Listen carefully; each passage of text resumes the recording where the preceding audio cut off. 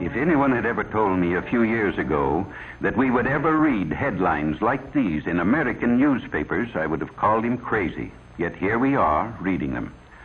In the middle of the 20th century, in the United States of America, hundreds and hundreds of teenage boys and girls are becoming hopeless dope addicts every year. It's fantastic, it's unbelievable, and it's terrible, but it's true. The government maintains 2 hospitals just to treat drug addicts at Lexington, Kentucky and Fort Worth, Texas. It used to be a rare thing for a juvenile to be admitted, but look at these recent figures. And remember, these are only confirmed addicts who have come to the attention of federal authorities.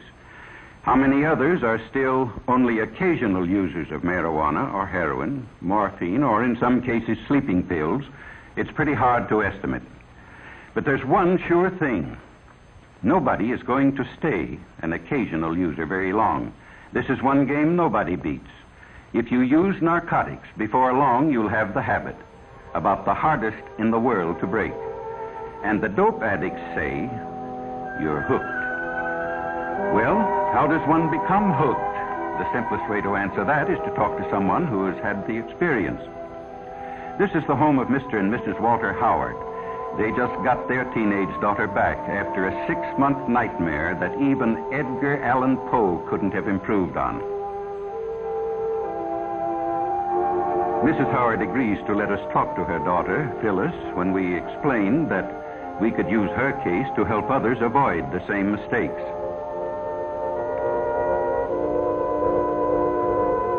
This is Phyllis as she looked 6 months ago, a senior in high school, pretty as a picture. Just recently, she was released from the narcotic ward of the county jail in the custody of her parents. It's hard to believe that this girl is the same as the one in the picture, but it doesn't take long for the drug habit to make anyone over.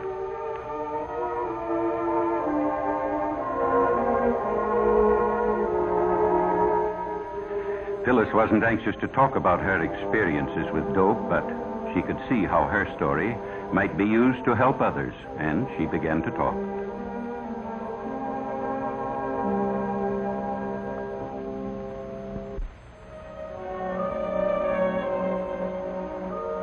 I guess I knew about reefers, that's marijuana, ever since junior high. Some of the boys smoked them, the ones who couldn't get along, who were afraid of everything. You know, the ones with no backbone.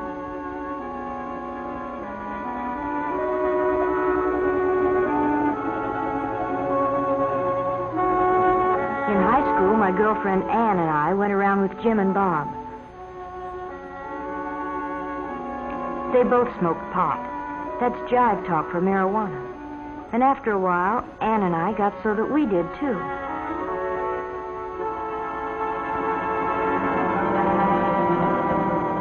It's funny what it does to you. Everything speeds up to 100 miles an hour. You think you're real sharp, and you laugh a lot. You feel like you're the biggest person in the world.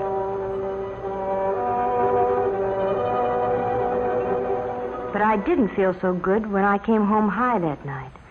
My dad knew something was wrong, but he didn't know what. Mother was sure her daughter would never do anything bad.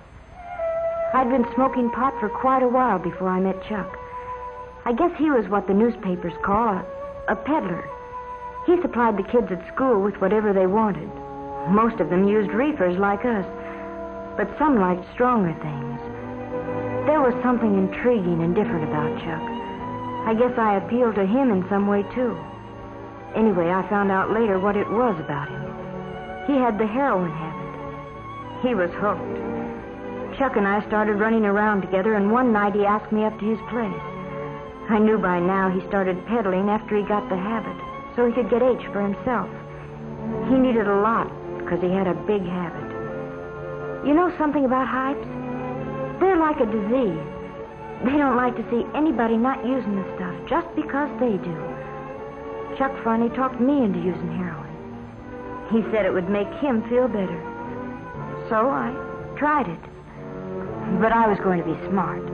Just take it or leave it. Nothing was going to happen to me. But before I knew it, I was hooked. Bad. I had a heroin habit as big as Chuck. I hadn't been home in weeks. Oh, Chuck and I were married, but it didn't matter very much. Nothing does. Not when you're on H. All you think about day and night is dope. How much you've got, where to get more, what you'll do if you can't get it. And then they'd got Chuck. They had to eventually, I knew that, but it didn't matter much. Nothing did except H. All of a sudden it hit me. If Chuck had seen the cops coming, he might have got rid of our supply.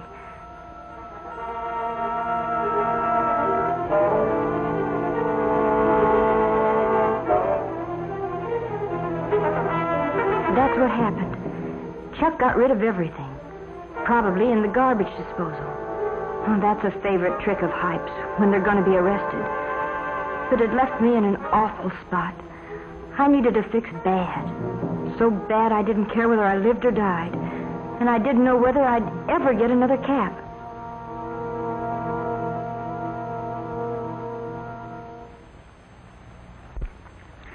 In the meantime, Phyllis's parents had nearly gone crazy. They hadn't seen or heard from their daughter in months.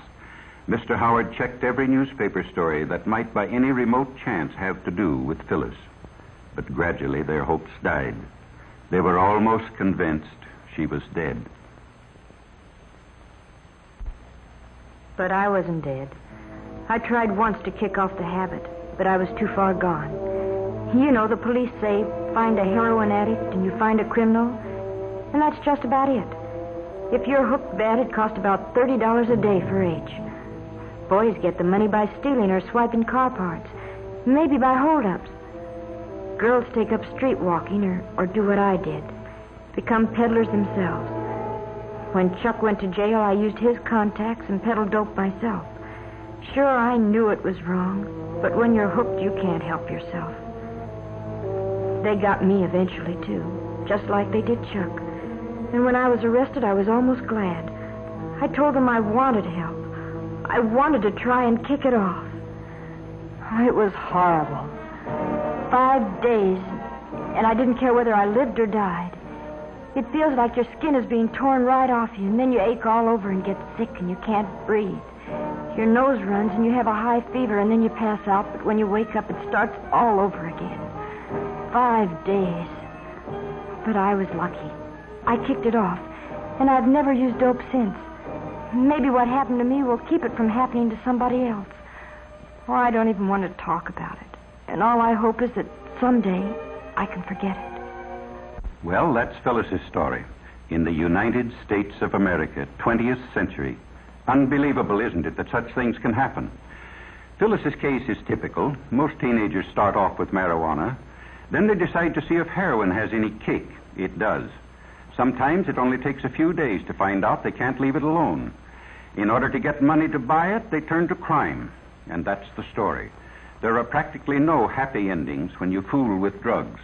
Doctors say restoring an addict to normal life is about the toughest thing in medicine. Well, what's the answer? Enforcement? Yes, that's one of them, certainly. In the Far East a few years back, they were lining up dope peddlers and shooting them in the back of the head. But it didn't stop addiction. It just made it harder for victims to get the stuff. No, the answer is a simple one. Just use your head. Leave narcotics absolutely alone. Remember what happened to Phyllis and others like her. Talk it over with your parents or school counselor, somebody you have confidence in.